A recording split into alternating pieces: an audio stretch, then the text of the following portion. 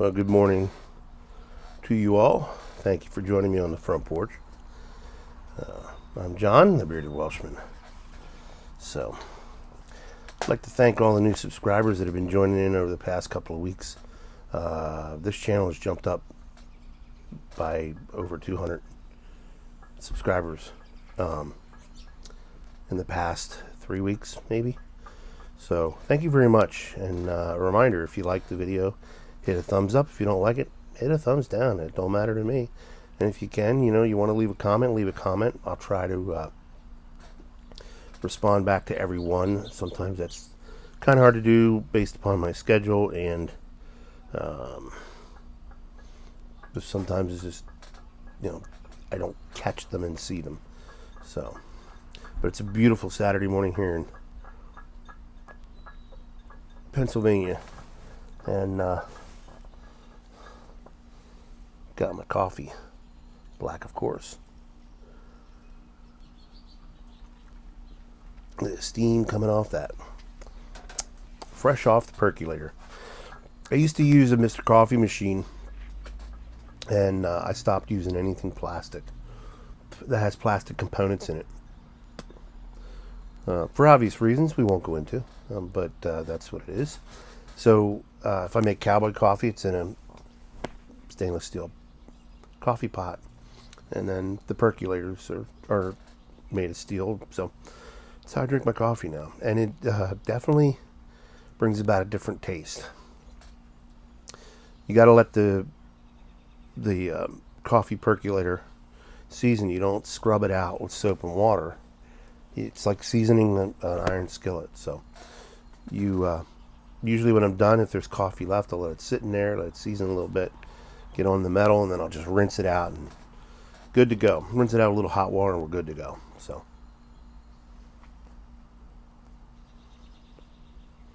if you're not subscribed, please subscribe. I watch my analytics.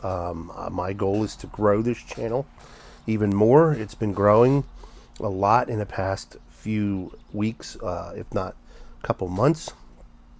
And I'm very proud of that, and I appreciate it.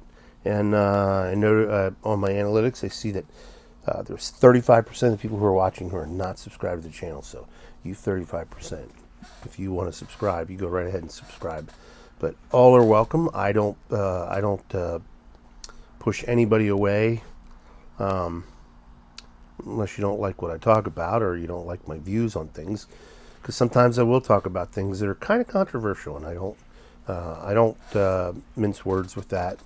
I have my views. I would hope that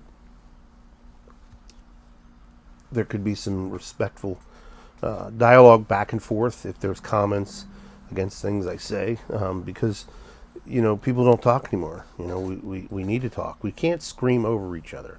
We have to talk, and we have to understand the opposition's view.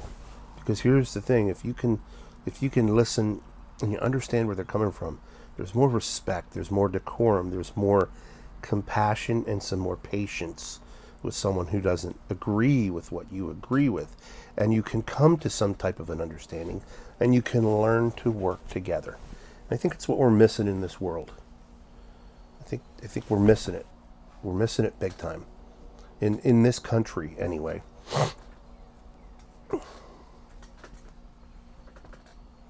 So today I'm going to talk about something that's been on my mind. It's in the news. It's in my feeds. People have asked, hey, can you talk about this? Can you talk about that? And this is not a political discussion. It is a discussion, or it is it's not a political thing that I'm going to talk about. I'm tired of things getting labeled political, non-political, political. Everything's political. That's politics. It's not politics. It's called freedom. It's called liberty. It's called, anything but political. I was reading statistics on how many illegal, and they are, illegal immigrants, they're not coming in the right way, have crossed our borders in the past 3 years. 7.2 million. 7.2 million. Most of them are young men.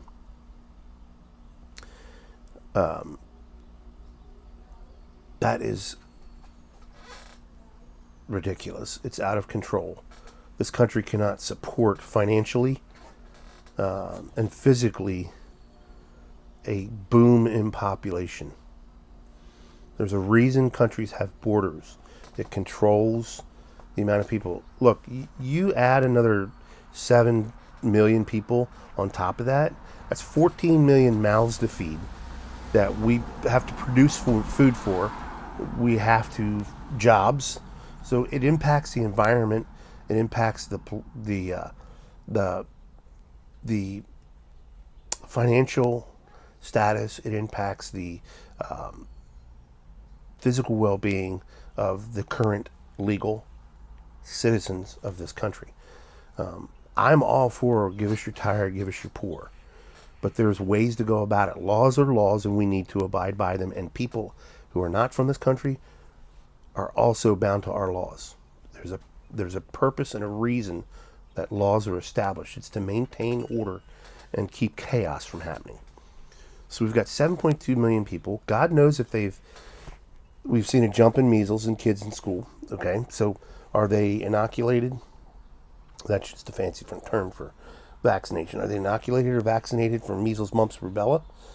Do they have any type of illnesses that, if come into this country, could spread, cause a pandemic like we just had in 2020? I mean, there's all kinds. Or financially, a lot of them are coming across that are undocumented. They're calling them undocumented, but they're illegal. They're just, it's madness. And we make it a political thing. It is not a political thing. It is an American problem. Democrats, Republicans, and independents. It is an American problem. And we need to sit down and we need to quickly figure out a way to make it work. And we need to do it right. We need to do what's morally right. We need to do what's ethically right.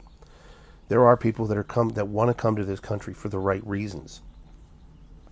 And some of those 7.2 million are the people who want to come to this country for the right reasons.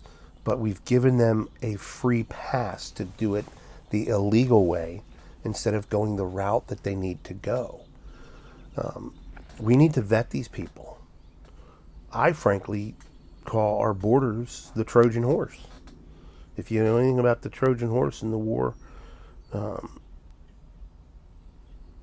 with the Trojans, and they sneak the horse into the camp as a gift. Inside's the warriors. As they go to sleep, they jump out of the belly of this huge wooden horse. They slaughter him. I mean, that's why I call the border the Trojan horse. And it's sad. And no, it's not political. It's a concern. It is a major concern I have. We've got crime is up along the border states. We've got crime up into cities where most of the illegals are going to. We've got police officers getting beaten on the streets of New York City by illegal immigrants, and thank God they caught them, and they're going to do something, hopefully, about that.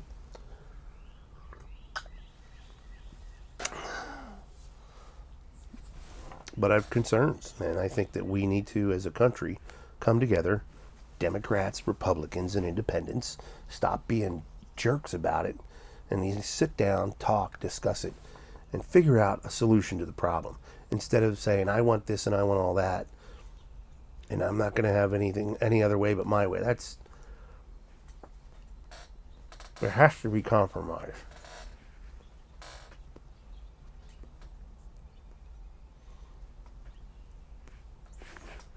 There has to be a way. All right, that's enough of my rant for that. It's just like, stop the world, I want to get off, It's just getting crazier and crazier. So are you ready? Are you ready? I mean, this week we saw my dogs are going to start barking. We saw major cell service companies go down. Everybody was talking about AT&T, but it was also Verizon and T-Mobile. They had major issues and people couldn't call or do anything. And I know of cyber attacks going on. At work, we got cyber attacks going on with some of the companies we deal with. And we can't communicate with them. We're not allowed to call them. We're not allowed to email them. We're not allowed to send via fax to do our job. And it affects my job.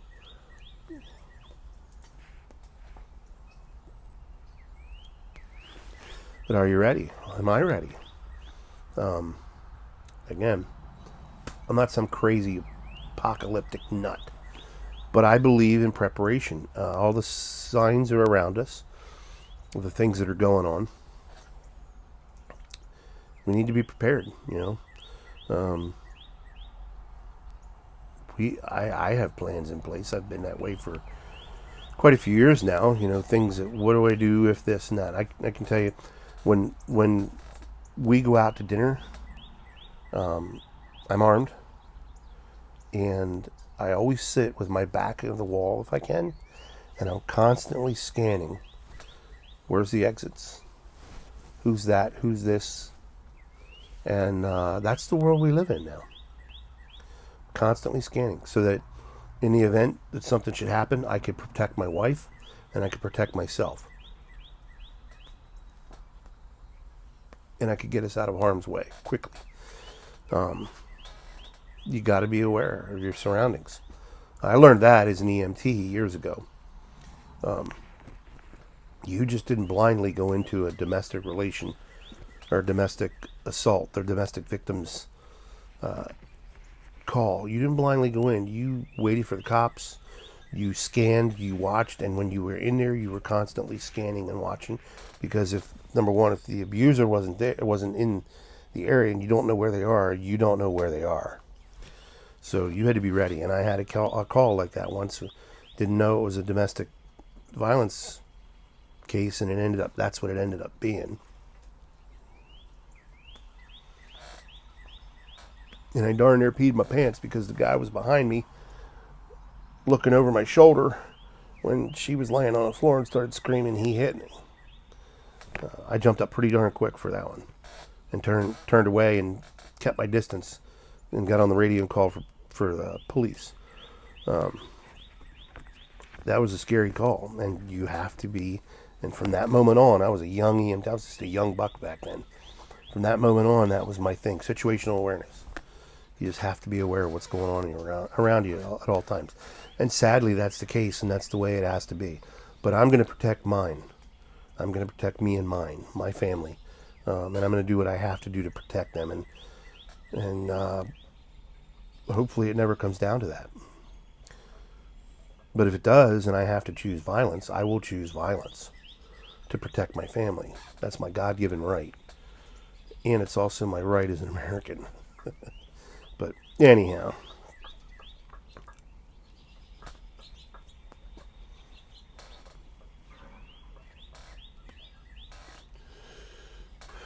be a little weary, be a little concerned, but don't worry about things that are going on all the time.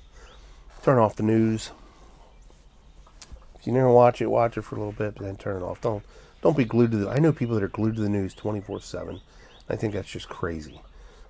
I turn it on, get the current events, and then that's it. I'm done. And then anything I get from talking to different people, or I read something online or something. But don't spend your time worrying about this country's falling apart. Should we be concerned? Sure. Freedom isn't free, and it could go away in an instant, and we should be concerned. But we voice our concerns in a non-threatening, non-panicking way is what we have to do. Raise our kids right. Raise your kids right. If you're a parent with young children, raise them right. If you're a young person that's not sure what to believe, find an older man that you respect and let them guide you. Be it your father, be it someone you know, an older, wiser person, not some fly-by-night lunatic.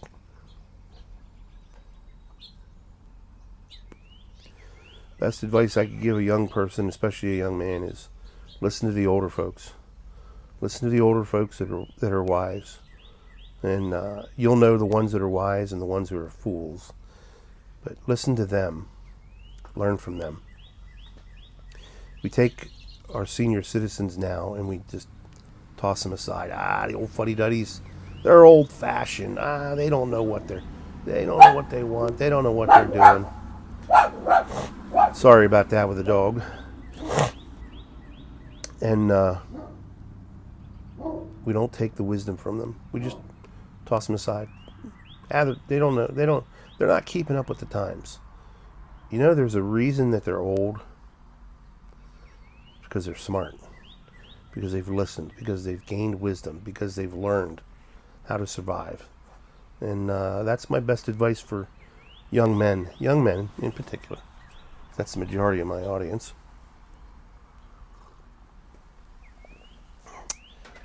Find an older, wiser man that's willing to mentor you. And they may not even know they're mentoring you. Learn from them. Emulate them. And hopefully you'll not make the same mistakes some of us have. Well, you all have a great weekend. I'm going to sit back, relax, enjoy the sunshine coming. You can see right there, the sun's hitting the house. So sun rises over here, sets over here, so it comes across the front of the porch. It's real nice in the wintertime because that sun keeps you warm. But you all have a good weekend. I'm going to enjoy mine. Got some projects to work on around the house, so that'll be keeping me busy. I'll talk to you next time.